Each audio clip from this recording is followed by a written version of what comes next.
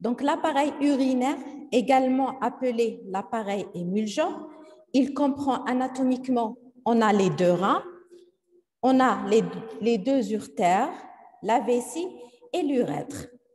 En produisant l'urine, les reins assurent d'autres fonctions, qui sont l'épuration du sang et également le maintien de l'homéostasie du milieu intérieur. Donc, en plus de la production d'urine, on a ces deux fonctions, l'épuration du sang et le maintien de l'homéostasie du milieu intérieur.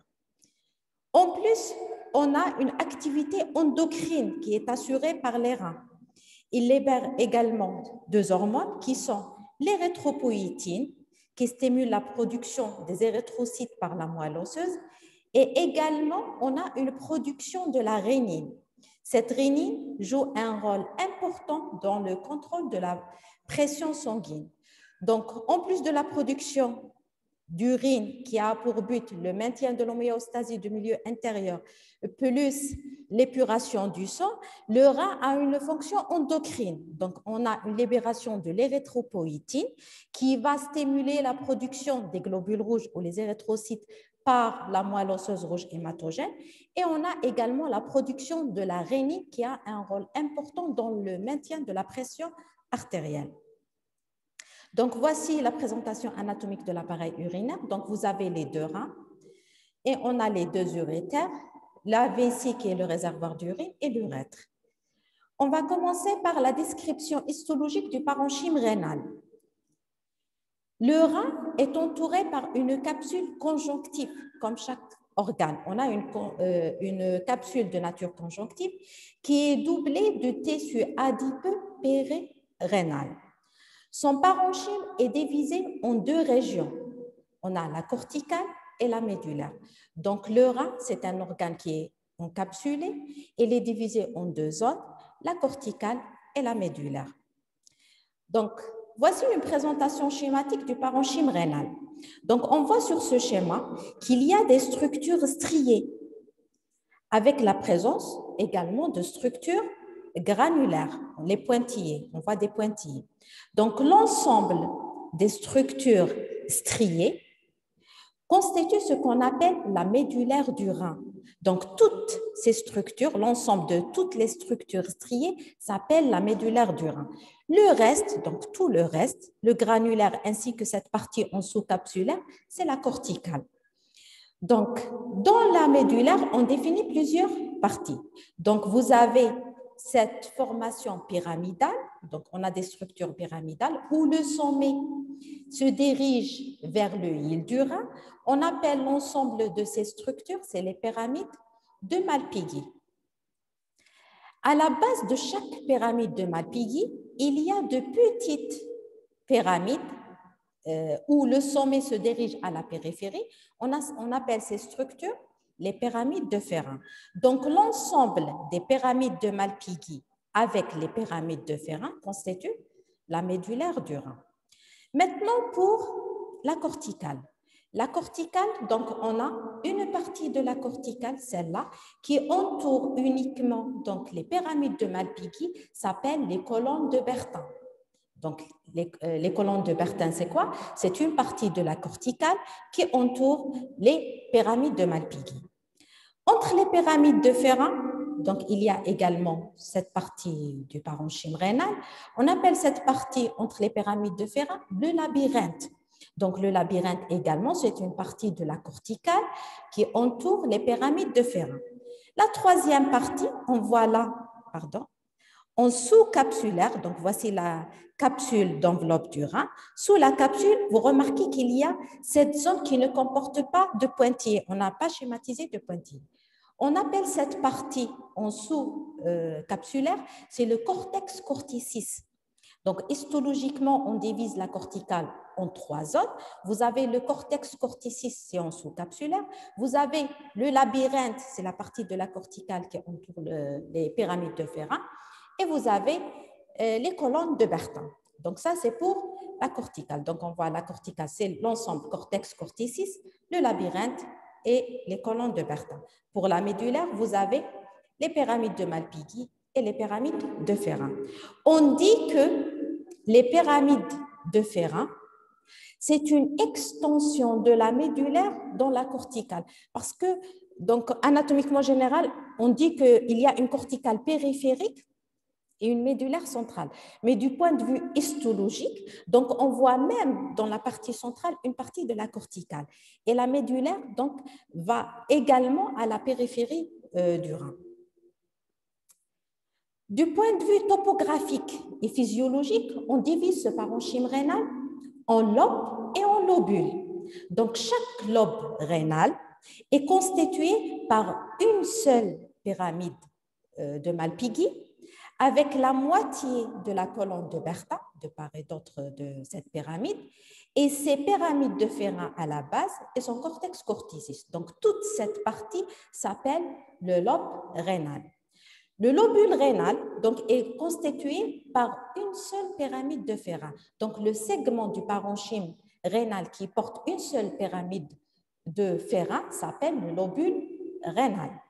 Donc, le lobe rénal est constitué par un petit calice, la pyramide de Malpighi sous-jacente, la moitié des colonnes de Bertin adjacentes, les pyramides de Ferrin et le parenchyme cortical en rapport.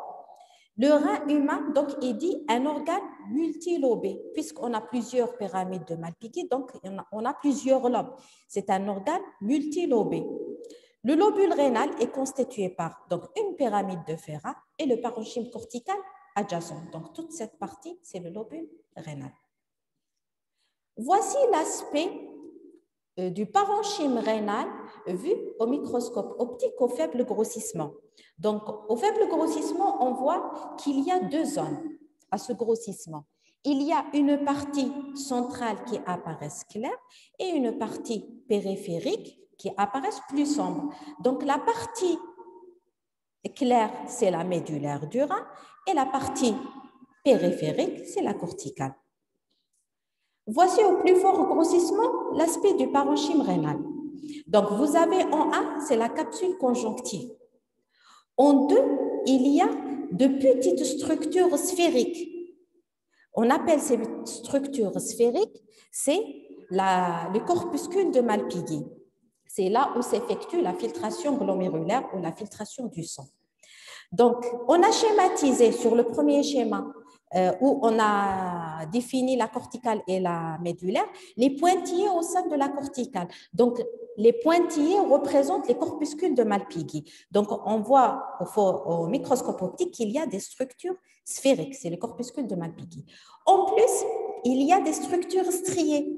À ce grossissement, on n'arrive pas à distinguer ou à identifier cette structure striée. On voit blé, c'est une structure striée et elle se trouve également au niveau de la corticale. Donc, tout ça en 4, c'est la médullaire.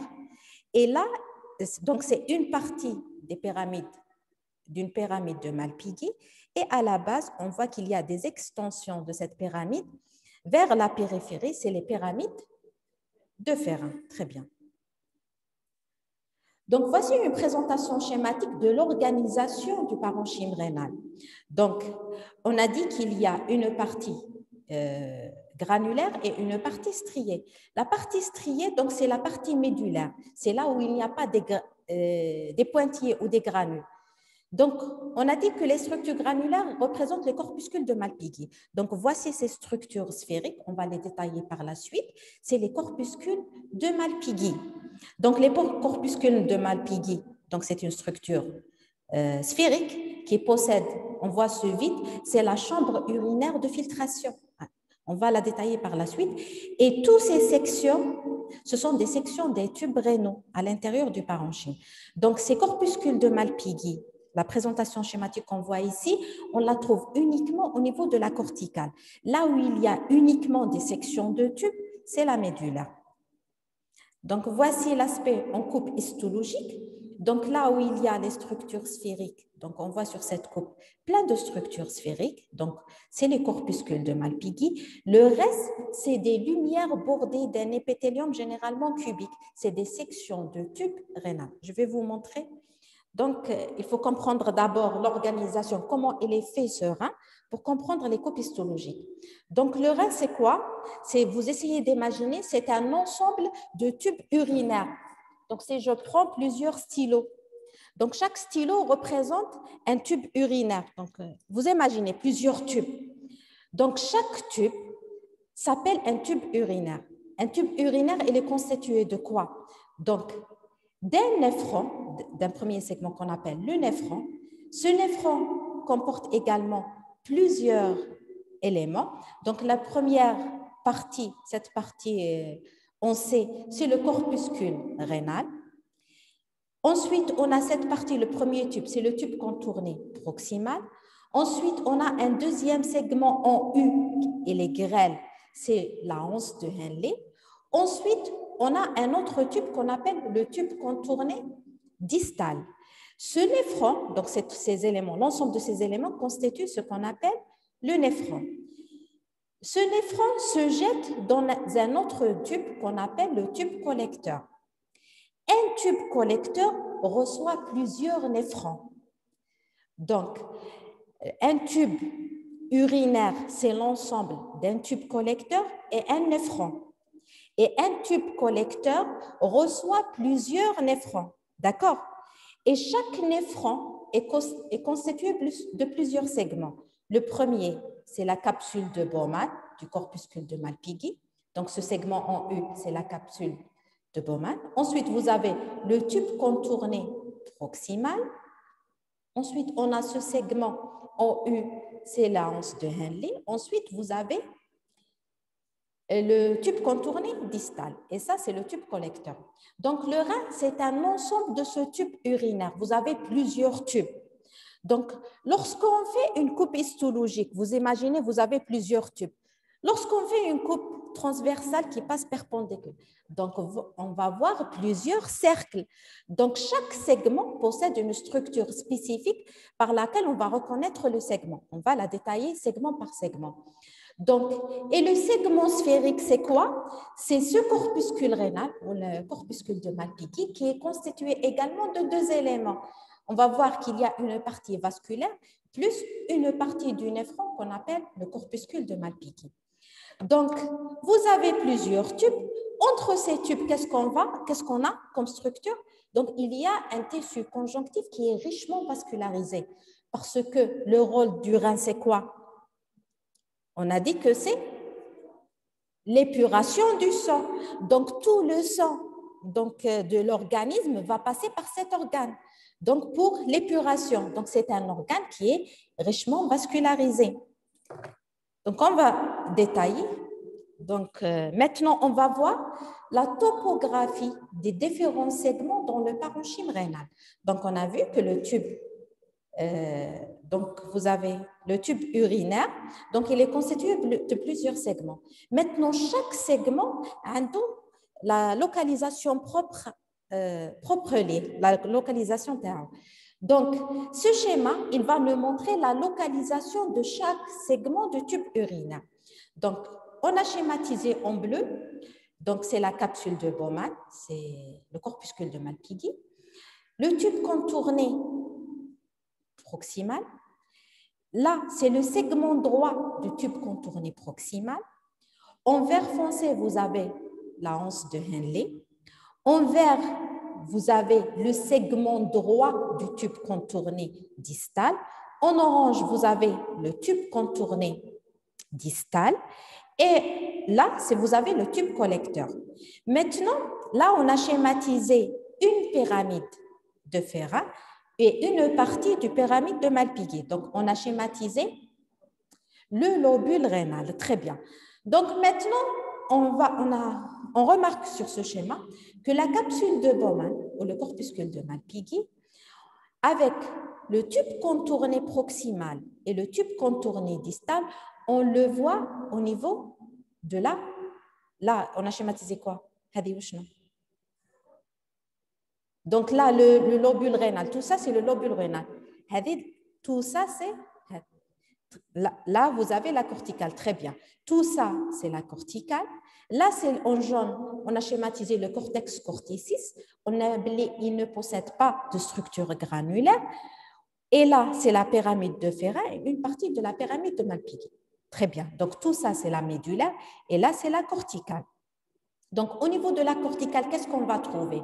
On va trouver le corpuscule de Malpighi, le tube contourné proximal et le tube contourné distal. Au niveau de la médulaire, qu'est-ce qu'on va trouver? On va trouver le segment droit du tube contourné proximal, le segment droit du tube contourné distal, l'anse de Henle et le tube collecteur. Donc, le corpuscule rénal renferme le glomérule vasculaire de Malpighi, c'est le lieu de la filtration. Deuxièmement, le tube contourné proximal. Dans la plus grande partie de son trajet, il reste dans le parenchyme cortical. Donc, on le trouve dans la corticale. Il se termine par un segment droit qui s'enfonce dans la pyramide de Ferrin. C'est le segment droit de Chachua. Ce n'est pas la peine de retenir les noms propres. Le segment droit, ça. Donc, de Chachua, le segment droit de Chachua, vous avez l'anse de Henle. C'est le segment en forme de U. On lui décrit un segment grêle, donc il possède un segment grêle qui est principalement descendant et un segment plus large, il est ascendant. Donc il possède, c'est un segment en U, il possède un segment grêle, il est ascendant et un segment descendant, pardon, et un segment ascendant, il est plus large. Le tube contourné distal, il débute par une partie rectiligne dans la pyramide de Ferrin, c'est le segment droit donc de tube contourné distal, puis il chemine dans la corticale et passe à proximité du corpuscule homologue. Donc, le tube contourné proximal, lorsqu'il contourne dans la corticale, il passe à côté du corpuscule de Malpighi du néphron lui-même. Donc, on va voir l'intérêt de cette disposition par la suite. Et vous avez le dernier élément, cinquièmement, vous avez le tube collecteur. Donc maintenant, est-ce que c'est clair pour la topographie ou la localisation de chaque segment de tube rénal au sein du parenchyme rénal? Donc on passe. Voici donc une présentation schématique donc pour comprendre la disposition du parenchyme des tubes urinaires dans le parenchyme rénal. Donc voici le rein. Donc à l'intérieur, donc tous les segments striés, c'est des tubes. Donc vous avez un tube collecteur qui va recevoir plusieurs néphrons. Donc, on voit ici un néphron qui est court, il n'atteigne pas la partie profonde du parenchyme. Et vous avez là un deuxième néphron, voilà la capsule de Bowman, le tube contourné proximal, l'anse de Henle et le tube contourné distal. Il se jette dans le tube collecteur et le tube collecteur s'ouvre au niveau des calices. D'accord? Et vous avez par la suite la production d'urine et l'excrétion d'urine au niveau des voies excrétrices. Vous avez les calices qui se jettent dans le bassinet. Donc, on remarque qu'il y a une relation intime entre les vaisseaux sanguins. Vous avez en bleu donc, la circulation veineuse, en rouge la circulation artérielle. Donc, il y a une relation intime entre les vaisseaux sanguins et le néphron. Donc, lorsqu'on fait une coupe histologique, on va trouver un tissu conjonctif qui est richement vascularisé entre les sections du tube du néphron. Donc, puisqu'il y a une riche vascularisation, donc il faut la définir. Donc, le sang arrive au niveau du hile du rein par l'artère rénale. Donc, vous avez l'artère rénale qui pénètre au niveau du hile. Cette artère rénale va se diviser en plusieurs branches. Ces branches artérielles vont cheminer. Donc, vous avez là, on a schématisé un lobe rénal. D'accord? Un lobe rénal avec plusieurs pyramides de Ferrin. Donc, vous avez le lobe rénal, vous avez la pyramide de Malpighi, les pyramides de Ferrin. Entre la pyramide de Malpighi, vous avez la corticale, les colonnes de Bertin. Donc là, c'est un lobe rénal. Et la pyramide de Ferrin, c'est le lobule. Donc, l'artère rénale va donner plusieurs branches artérielles qui vont cheminer dans les colonnes de Bertin. Donc, entre les lobules, on appelle ces artères les artères interlobaires, entre les lobes. Donc, interlobaires. Ces artères interlobaires cheminent jusqu'à la base de la pyramide de Ferrat, où elle va former un arc et elle va donner une artère qui chemine parallèlement à la pyramide de Malpighi. On appelle cette artère une artère arciforme, puisqu'elle va former un arc. Donc, c'est une artère arciforme. Ensuite, à partir de cette artère arciforme, vous avez des branches artérielles qui cheminent dans les colonnes de... pardon, j'ai les colonnes de Bertha. Dans le labyrinthe. Dans le labyrinthe. Donc, entre les lobules. Donc, on appelle cette artère interlobulaire. Très bien. Donc, la première, vous avez l'artère rénale qui va donner plusieurs artères interlobaires.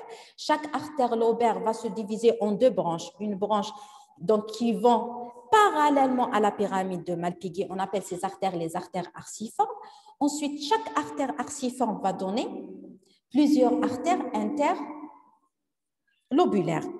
Maintenant, à partir de l'artère lobulaire, on a plusieurs artérioles, de petites artérioles qu'on appelle les artérioles afférentes. Ces artérioles afférentes, ils au niveau de la capsule de Bowman du néphron, donc au niveau de la capsule de Malpighi.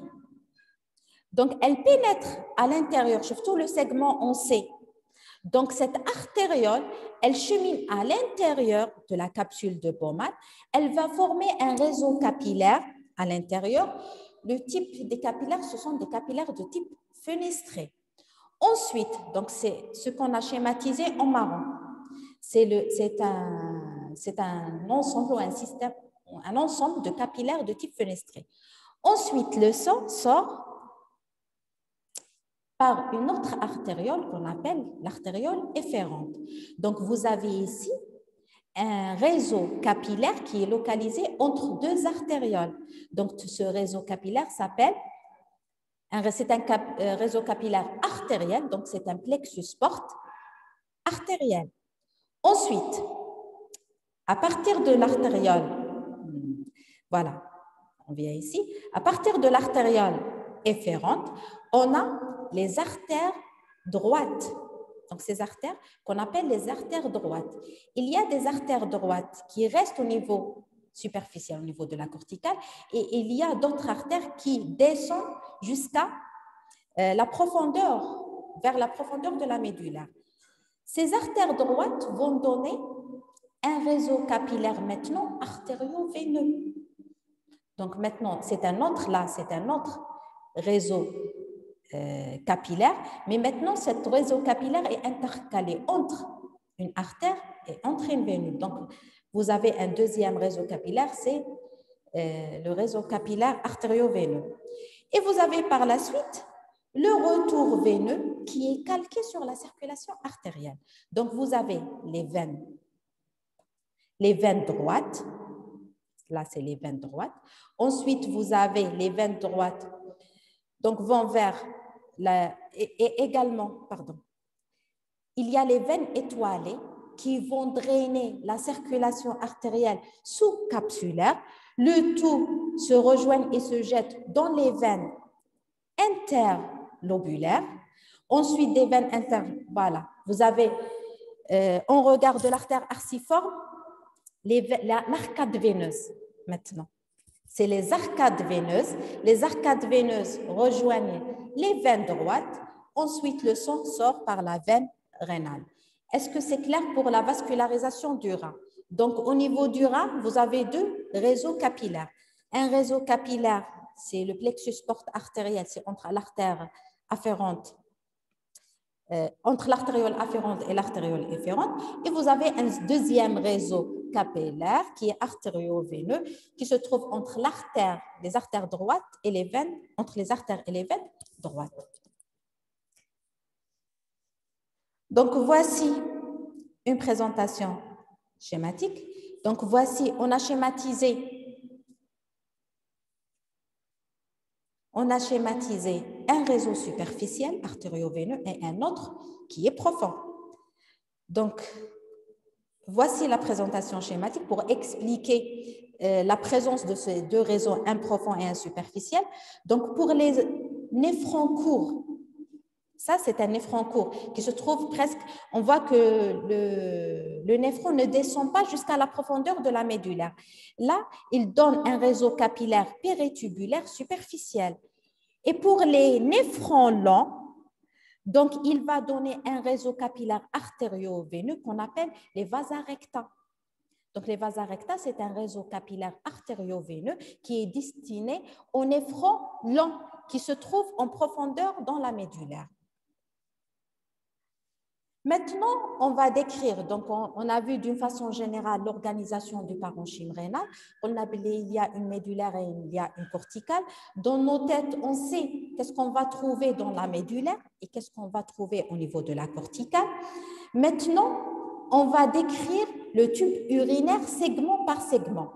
On va commencer par le premier segment qui est le corpuscule de Malpighi. Donc, le corpuscule de Malpighi, d'abord la localisation, on va le trouver où? Au niveau de la corticale rénale, très bien. Donc, on a vu que c'est une structure sphérique. Donc, on voit que le corpuscule de Malpighi est une structure sphérique. Elle possède deux pôles. Un pôle qu'on appelle le pôle urinaire et un deuxième pôle, c'est le pôle vasculaire. Donc, le pôle vasculaire, c'est là où pénètre l'artériole afférente et sort l'artériole efférente. Donc, là où il y a les vaisseaux sanguins, c'est le pôle vasculaire du corpuscule de Malpighi. Là où, normalement, on a le tube contourné proximal qui fait suite à la capsule, au corpuscule de Malpighi. Donc, là où commence ou part le tube contourné proximal, c'est le pôle urinaire du corpuscule de Malpighi, ou là où arrive l'artériole afférente, c'est le pôle vasculaire. Donc, le corpuscule de Malpighi, c'est une structure sphérique qui possède deux pôles. Un pôle urinaire, c'est le pôle où part le tube contourné proximal, et un pôle vasculaire, c'est le pôle où arrive l'artériole afférente et part l'artériole efférente. Ce corpuscule de Malpighi est constitué également de deux structures histologiques. La première, c'est la capsule de Bowman, donc c'est ça. Donc ça, c'est notre segment, on sait, c'est la capsule de Bowman. Et le deuxième élément, c'est le glomérule vasculaire. Le glomérule vasculaire, donc on a dit que c'est un système porte-artériel formé d'un réseau capillaire entre l'artériole afférente et efférente. Donc je reprends, la corpuscule de Malpighi, c'est une structure sphérique. On la trouve au niveau de la corticale rénale. Et il possède deux pôles, un pôle urinaire et un pôle vasculaire, et il est constitué de deux éléments, la capsule de Bowman, et vous avez le glomérule vasculaire, ou bien on a également le flocus. Donc, c'est un ensemble dense capillaire situé entre l'artériole afférente et l'artériole efférente. Voici une présentation schématique. Donc, voici le corpuscule de Malpighi, avec en bas, c'est quel pôle?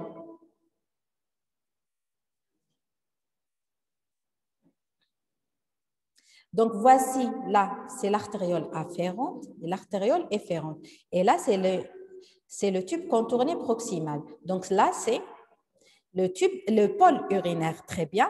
Et là, vous avez le pôle vasculaire. Donc, le corpuscule de Malpighi est une structure sphérique qui possède un pôle vasculaire et un pôle urinaire. Ce corpuscule de Malpighi, il est constitué de deux éléments. Premièrement, on a, c'est la capsule de Bowman. Donc, tout ça en mauve, c'est la capsule de Bowman. La capsule de Bowman, elle est faite de quoi? Donc, on a ici le tube contourné distal. Donc, l'extrémité du tube, elle s'ouvre pour former ce qu'on appelle le feuillet externe. Tout ça, c'est le feuillet externe de la capsule de Bowman. Ensuite, au niveau du pôle vasculaire, ce feuillet externe, ou appelé encore le feuillet pariétal de la capsule de Bowman, il se réfléchit au niveau du pôle vasculaire, donc il pénètre à l'intérieur pour former le feuillet interne de la capsule de Bowman ou bien le feuillet viscéral de la capsule de Bowman. Donc là, on remarque que vous avez là le tube contourné proximal. Il est fait histologiquement d'une seule assise de cellules Cubique, très bien. Ensuite, il se poursuit avec le feuillet pariétal qui est fait d'une seule assise de cellules aplaties. Ces cellules aplaties reposent sur une lame basale. Donc, vous avez le feuillet externe de la capsule de Bowman, il est fait d'une seule assise de cellules aplaties d'aspect endothéliforme qui repose sur une lame basale.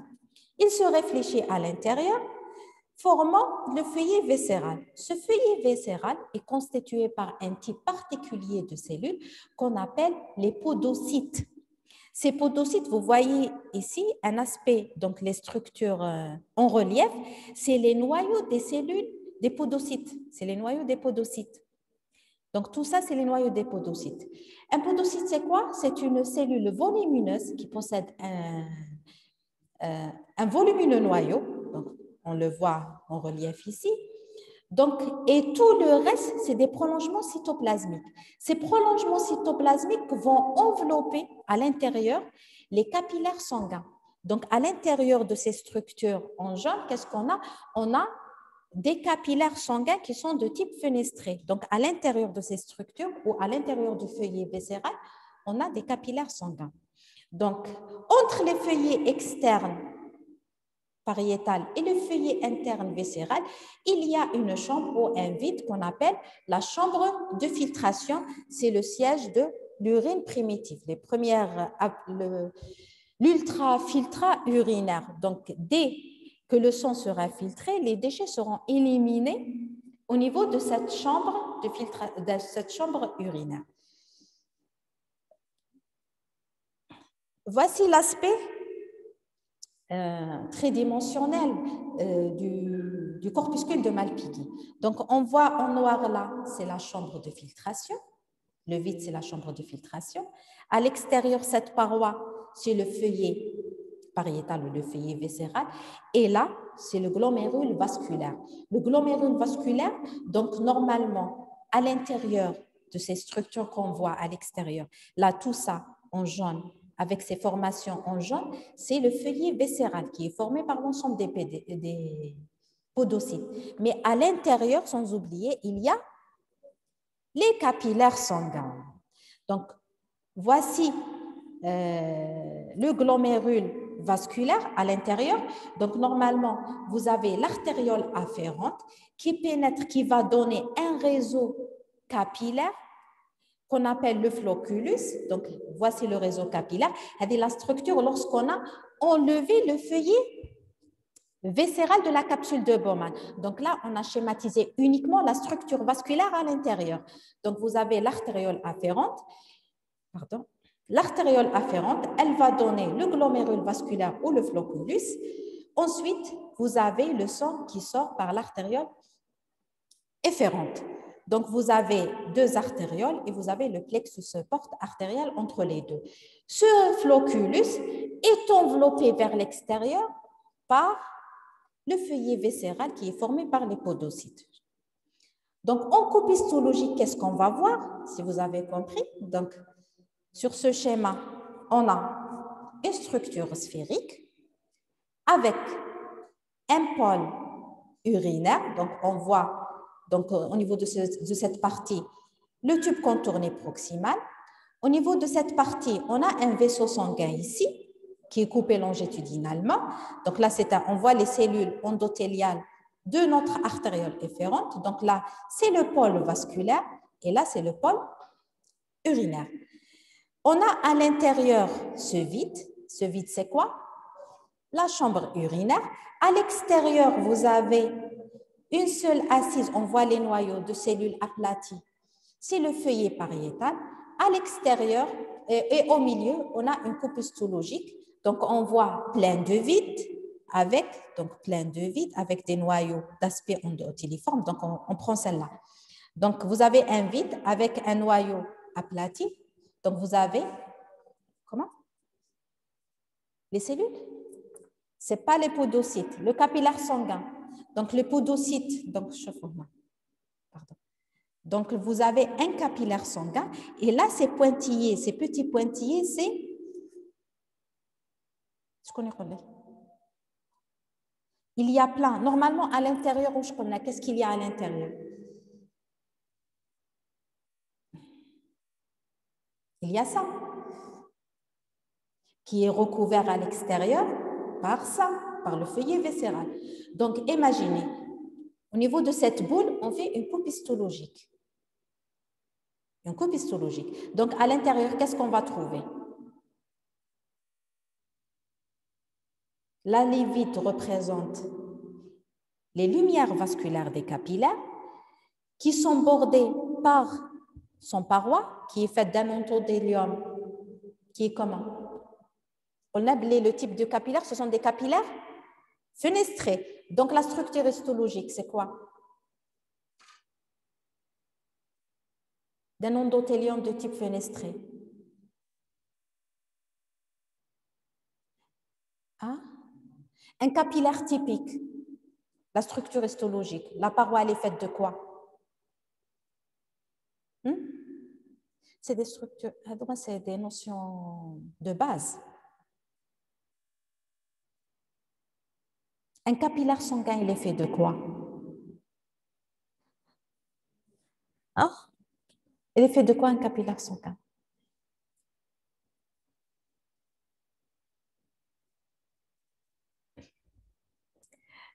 Donc, la structure histologique d'un capillaire fait un endothélium typique qui repose sur une lame basale où il y a les péricytes également. Donc, pour la classification, il y a 3 types de capillaires sanguins. Des capillaires de type typique, endothélium contenu, lame basale contenue. Il y a des capillaires de type fenestré, c'est notre type de capillaire ici, où l'endothélium est comment? L'endothélium est discontinu et la lame basale, elle est contenue. Très bien. Donc, cette fente, cette lumière vasculaire, elle est bordée par, c'est quoi? C'est les cellules endothéliales. Donc, on va trouver au sein de... Donc, les gros noyaux, c'est les noyaux des podocytes. Les noyaux aplatis, c'est les noyaux des cellules endothéliales. Et on va trouver également d'autres noyaux, c'est les noyaux des macrophages. Et les macrophages au niveau du rein, on les appelle les cellules mésangiales. Donc, à l'intérieur, cette structure, donc normalement, c'est le glomérule vasculaire avec les capillaires de type fenestré, le feuillet viscéral. Entre les deux, il y a une substance fondamentale qu'on appelle le mésangium. À l'intérieur, il y a des macrophages qu'on appelle les cellules mésangiales. Donc là, on passe au regrossissement de cette partie. Donc, on va agrandir cette partie. Donc, vous avez le corpuscule de Malpighi, le pôle urinaire. Donc, on a là l'épithélium de tube contourné proximal, c'est un épithélium cubique. Tout ça, c'est le noyau des épithéliums cubiques. Ensuite, l'extrémité, elle s'élargit pour former le feuillet pariétal de la capsule de Bowman.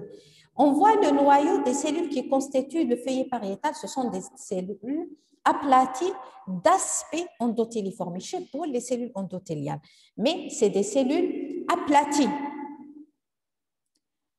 Pour le feuillet viscéral, donc, ici on a le glomérule, le feuillet viscéral de la capsule de Bowman. On la voit au microscope électronique. À balayage, au fort grossissement. Donc, le feuillet viscéral de la capsule de Bowman est formé de cellules épithéliales d'aspect endothéliforme appelées podocytes. Donc, en un, tout ça, c'est le corps cellulaire des podocytes. Les cellules émettent de prolongements cytoplasmiques de taille variable, connus sous le nom de pédicelles, délimitant les fentes de filtration. Donc, la cellule, les podocytes, vous avez ici le corps cellulaire. Cette cellule émet de plusieurs prolongements cytoplasmiques. Donc, tout ça, c'est les prolongements cytoplasmiques. Ces prolongements se divisent pour donner de fins prolongements cytoplasmiques qu'on appelle les pédicelles. Donc, vous imaginez, donc ma main, c'est le podocyte. Donc, ma paume de ma main, c'est le corps cellulaire. Ensuite, ce corps cellulaire émet de longs prolongements cytoplasmiques. Donc, mes doigts, c'est les prolongements cytoplasmiques des podocytes. Donc, ces prolongements, mes doigts, vont entourer les capillaires sanguins du glomérule vasculaire. Donc, elles travaillent complètement avec ces prolongements cytoplasmiques. Entre les prolongements cytoplasmiques, les fines prolongements, ces fils de prolongement s'appellent les pédicelles. Donc, entre les pédicelles, il y a ce vide, on appelle les fentes de filtration. D'accord? Donc, les prolongements cytoplasmiques, c'est les fentes. Donc, vous avez le corps cellulaire, il est volumineux. Il émet des prolongements cytoplasmiques, c'est mes doigts. Entre les pédicelles, entre mes doigts, c'est les fentes de filtration. Donc, tous ces prolongements cytoplasmiques, donc ça, c'est un capillaire sanguin, elle va entourer complètement, draper complètement le capillaire sanguin. D'accord? Maintenant, au sein, donc on a parlé du corpuscule de Malpighi, on a deux pôles, un pôle urinaire et un pôle vasculaire, ou deux structures histologiques. La capsule de Bowman, qui a le feuillet pariétal, le feuillet viscéral, entre les deux, il y a la chambre urinaire ou la chambre de filtration. Ensuite, vous avez le deuxième élément, c'est le glomérule vasculaire. Donc, on a dit que c'est un réseau capillaire de type fenestré qui se trouve entre l'artériole afférente et l'artériole efférente. Maintenant, au sein de ce corpuscule de Malpighi, on définit une structure qu'on appelle l'appareil juxtaglomérulaire. Donc, cet appareil juxtaglomérulaire est localisé au pôle vasculaire du glomérule, c'est beau, du côté vasculaire du corpuscule de Malpighi. On identifie l'appareil juxtaglomérulaire qui comporte 3 éléments. Donc, la capsule, donc vous avez ici le corpuscule de Malpighi. Voici son pôle urinaire et ça, et là vous avez le pôle vasculaire. Là, c'est quoi? Donc, vous avez une lumière qui est bordée par un endothélium. Donc là, c'est une artériole afférente qui est... donc là, c'est un vaisseau sanguin. Donc, on voit l'endothélium. Donc, c'est l'artériole afférente coupée longitudinalement. Et tout ça, c'est les segments de tube urinaire. Donc, au pôle vasculaire, on identifie l'appareil juxtaglomérulaire. Cet appareil juxtaglomérulaire est constitué de 3 éléments. Premièrement, vous avez une artériole afférente. Il y a celle-là. C'est l'artériole afférente qui pénètre dans le glomérule. Deuxième élément, vous avez la macula densa, qui est une portion différenciée du tube contourné distal. Donc là, c'est cet ensemble cellulaire de ce tube. Donc vous avez là le tube contourné distal. Cette partie qui est en regard de l'artériole afférente s'appelle la macula densa. Donc c'est une partie du tube contourné distal qui est en regard de l'artériole afférente. Donc, si vous vous souvenez du premier schéma du tube urinaire, on a dit que le tube urinaire possède plusieurs segments. Il y a le tube contourné proximal, l'anse de Henle, le tube contourné distal. Donc, il va, le collecteur, il contourne et il se met au contact de la capsule de Bowman. Pourquoi? Pour former l'appareil juxtaglomérulaire du néphron même. D'accord? Donc, il vient à proximité de la capsule de Bowman ou ce corpuscule de Malpighi pour former l'appareil juxtaglomérulaire. Les cellules qui se mettent en regard de l'artériole afférente s'appellent la macula densa. Donc, on voit, donc tout ça, c'est les noyaux du tube contourné, de l'épithélium du tube contourné distal. Là, elles sont éloignées. La macula densa, les cellules se serrent, donnant un aspect palissadique. Elle se rapproche et la cellule devient plus haute. Donc, ces cellules d'aspect palissadique, je vois cette fait, elles sont plus hautes que le reste des cellules, ça s'appelle la macula densa. Troisième élément, vous avez un tissu conjonctif qui se trouve entre la paroi de l'artériole afférente et la macula densa. On appelle ce tissu conjonctif un lacis cellulo-conjonctif. Donc, c'est un lacis cellulo-conjonctif qui sépare la macula densa et l'artériole afférente. Normalement, donc, parce qu'au niveau de l'artériole afférente, vous avez sa paroi, vous avez la lame basale, vous avez du tissu conjonctif. Et également, vous avez le conjonctif qui se trouve entre les deux. Donc, cette structure entre la macula densa et l'artériole afférente s'appelle un lacis cellulo-conjonctif. Donc, l'appareil juxtaglomérulaire, elle se localise au niveau du pôle vasculaire du corpuscule de Malpighi. Elle est constituée histologiquement de 3 éléments. Vous avez l'artériole afférente, la macula densa, qui est une portion différenciée du tube contourné distal, et un lacet cellulo-conjonctif entre les deux. Voici une présentation schématique. Donc, voici la capsule de Bowman avec la chambre de filtration. Et vous avez le pôle vasculaire du corpuscule de Malpighi. Et là, on a le tube contourné distal. Au niveau du pôle vasculaire, donc on a dit qu'il y a l'appareil juxtaglomérulaire qui est constitué par l'artériole afférente, la macula densa et le lacet conjonctivo-cellulaire entre les deux. Maintenant, donc, la macula densa, on a dit que c'est une cellule, c'est un ensemble de cellules palisadiques hautes, c'est des cellules hautes. Pour l'artériole afférente, maintenant, la structure histologique, donc l'artériole afférente, lorsqu'elle pénètre dans la constitution de l'appareil juxtaglomérulaire, elle va se modifier. Donc, normalement, l'artériole, du point de vue histologique, elle est constituée de quoi? L'artériole. كيفاش تعقلوا une artériole? عندكم endothélium. نبداو من la lumière. Vous avez endothélium. Ensuite, qu'est-ce que vous avez? Un tissu conjonctif très fin, onde artère là, اللي فيها la limitante élastique interne.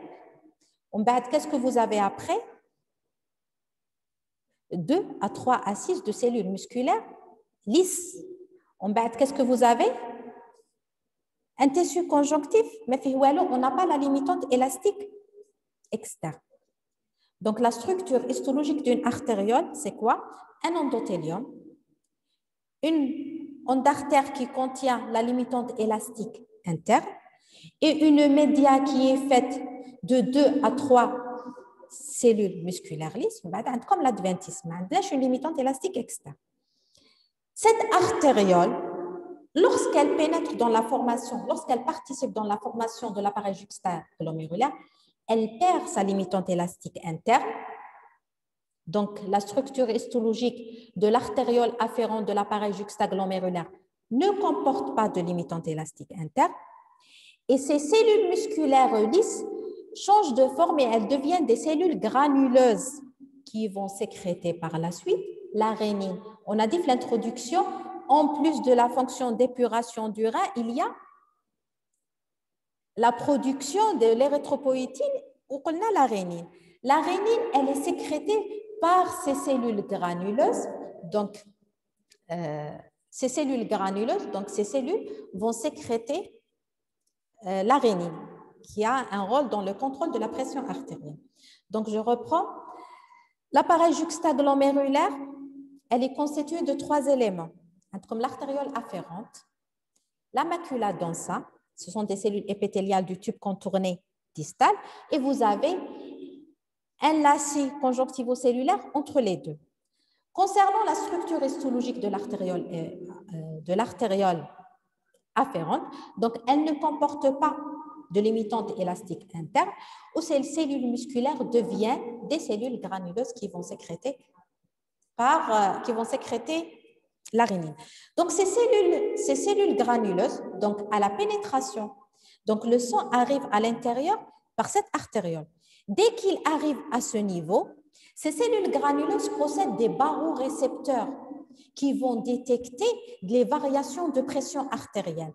Lorsque, par exemple, on a une diminution de la pression, ces barorécepteurs détectent cette diminution de pression. Donc, les cellules, lorsqu'il y a une diminution de pression, ces cellules granuleuses sécrètent la rénine qui va entrer dans le système rénine-angiotensine-aldostérone pour augmenter la pression artérielle. Histophysiologie de l'appareil juxtaglomérulaire. Donc, je fais le siège TAHA. C'est au niveau du pôle vasculaire de la capsule de Bowman, où elle est constituée des 3 éléments.